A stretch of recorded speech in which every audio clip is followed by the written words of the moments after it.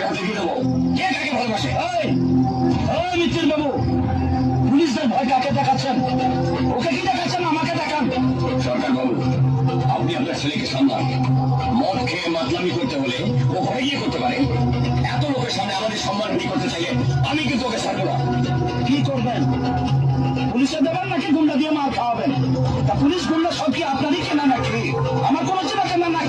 Mister সরকার, আপনার ছেলে মদ খেয়ে মাতলামি করছে আর আপনি ওর হয়ে ওকালতি করছেন। মদ খেয়েছে? ও মদ খেয়েছে তো? কত মদ খেয়েছিস না বাবা? কত?